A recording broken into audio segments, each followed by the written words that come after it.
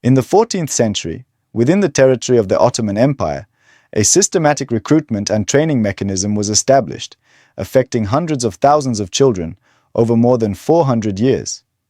This was not a random event, but the result of the empire's need for high-quality human resources to staff its expanding administrative and military apparatus. Today, we will analyze the Devshirme system from a historical and sociological perspective to understand how coercive recruitment mechanisms operated in the past, and to extract vital lessons for child protection in the modern world. If you care about studying history to build a safer future for children, please subscribe to the channel and leave a comment letting me know where you're watching from.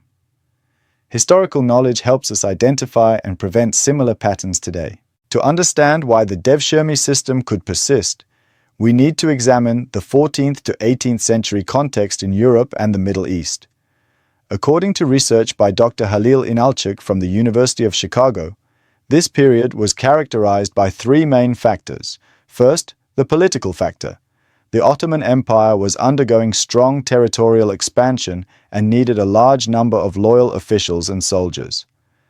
Documents from the Ottoman state archives show that recruiting from non-Turkic populations was considered a way to create a servant class without local tribal affiliations. Second, the social factor. Ottoman society had a strict hierarchical structure in which upward mobility was primarily accessible through state service. Professor Soraya Faroki's research shows that the system created a unique path for families outside the ruling elite to improve their status. Third, the economic factor. The empire needed to ensure stable and efficient tax collection in its conquered territories.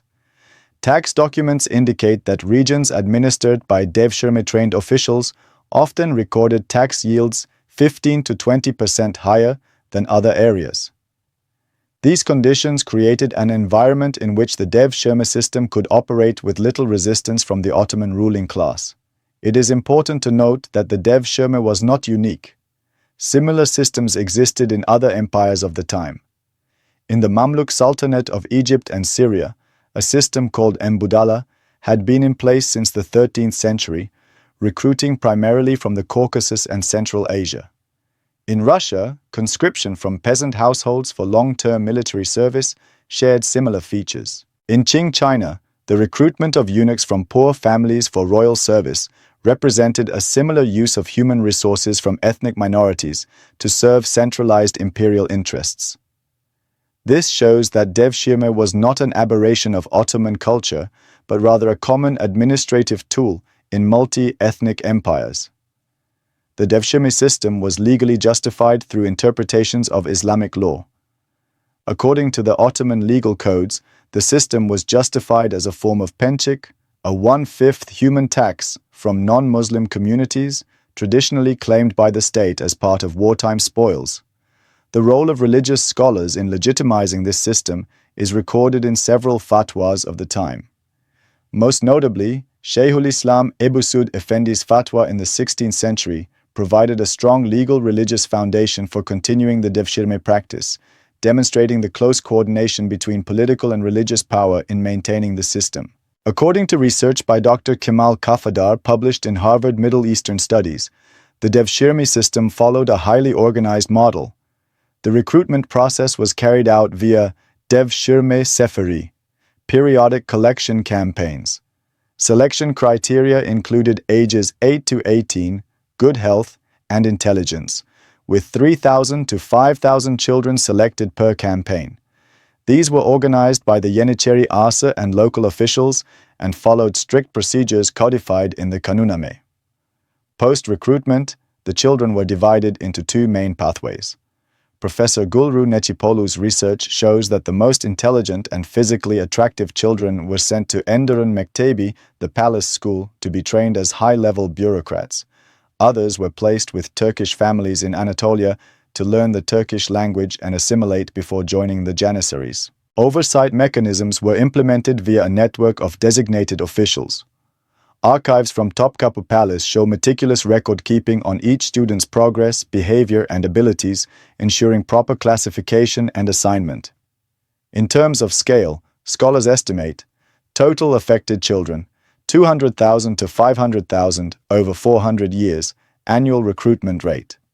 1,000 to 3,000 children per year, depending on state needs, geographical distribution, 70% from the Balkans, especially Serbia, Bulgaria, Albania, Greece. Age focus, primarily 10 to 14 years old, making up 60% of those recruited due to adaptability. Dr. Daniel Goffman of Ball State University observes that these numbers show not only the significant scale of the operation, but also the administrative capacity of the Ottoman state in managing demographic restructuring for political purposes. A critical scholarly question is, why did the Devshirme system persist for so long with minimal organized resistance? Professor Colin Imber highlights information control as a key factor. Children were removed from their home environments and placed in completely new contexts to sever old ties and prevent collective memory. The training focused on loyalty to the Sultan and state, not family or community. Institutional incentives also played a major role. Legal documents show that Devshirme recruits could rise to the highest offices, including Grand Vizier, with the guarantee that upward mobility was contingent upon absolute loyalty. A web of economic interests supported the system. Turkish families involved in early-stage fostering received state subsidies. Dr. Rhodes Murphy's analysis shows these arrangements often developed into patronage relationships that paid long-term dividends. The impacts of Devshirme are wide-ranging and deeply recorded. Psychological effects. Historical psychology research by Dr. Fatma Müge-Göçek finds that separation from family and culture produced profound identity shifts. Memoirs and letters reveal inner conflicts between gratitude for career advancement and trauma from cultural erasure. Family and community impact. Families often lost their eldest or most capable sons, disrupting inheritance patterns and labor structures. Demographic studies show higher than average male birth rates in high recruitment regions, suggesting an adaptive response. Cultural consequences. Dr. Fikret Adanur's anthropological research identifies a hybrid elite identity. Children retained fragments of original culture while being fully integrated into Ottoman norms, forming a unique ruling class. However, resistance did exist, as historical records attest. Avoidance tactics included hiding children, migrating temporarily, or relying on warning networks in the Balkans to alert families of approaching recruiters. Religious communities, especially the Eastern Orthodox Church, encouraged families to resist passively. Local priests often urged early marriages for children, since Ottoman law prohibited the recruitment of married boys. Reports from Ottoman officials noted spikes in early marriage rates during recruitment seasons. The outcomes of this resistance were mixed. While the system couldn't be halted, community resistance forced the state to adapt its methods, tightening security, altering collection schedules, and limiting community preparation. The Devshirme system eventually ended in the late 17th and early 18th centuries due to multiple interrelated factors. Military evolution. The rise of firearms diminished the battlefield effectiveness of the Janissaries, who were trained mainly for hand-to-hand combat. Their upkeep also strained the imperial budget. Political pressure. Traditional Turkish aristocratic families viewed Devshirme as a threat to their power and eventually pressured the Sultan to dismantle it as the empire weakened. Social transformation. As Professor Stanford Shaw explains in History of the Ottoman Empire and Modern Turkey, ending the Devshirme marked a transition from meritocratic governance to a lineage-based system, contributing to the empire's later decline. When studying Devshirme, we find parallel models throughout history, demonstrating the persistent use of children as tools for political and military control. In the 19th century, Prussia and Germany developed child military academies with similar objectives, creating lifelong loyalty through early training. In the 20th century, Hitler Youth in Nazi Germany and Komsomol in the USSR sought to indoctrinate children by removing family influence and replacing it with ideological conditioning. Even in the 21st century, child soldier recruitment in conflict zones across Africa and the Middle East echoes the logic of Devshirme, albeit with different tactics. According to Professor P.W. Singer's Children at War, the exploitation of children for power is a recurring and disturbing trend in global history. UNICEF's 2023 report underscores the urgency of this issue. Global statistics: approximately 250 million children in child labor, with 152 million in hazardous work, modern forms, forced labor, trafficking, armed group recruitment, especially in sub-Saharan Africa, South Asia, and parts of Southeast Asia. Structural similarities: though different in method, modern systems also rely on children's vulnerability and weak protections, mirroring historical patterns. From Devshirme and similar systems, the international community has developed legal and institutional safeguards. Legal frameworks: the United Nations Convention on the Rights of the Child, 1989, and its optional protocol on child soldiers prohibit military recruitment under 18 and ensure protections against exploitation. Monitoring mechanisms: the UN Special Representative for Children and Armed Conflict oversees global reporting, alongside NGOs like Save the Children and Child Soldiers International. Education and awareness: child rights education programs now run in over 150 countries to build public understanding and preventive structures. In academia, interpretations of Devshirme vary. Western Orthodox scholars condemn it as clear-cut exploitation and cultural erasure. Researchers like Spiros Vionis Jr. focus on its coercive nature and long-term cultural impacts. Neo-Ottoman scholars take a more contextual view.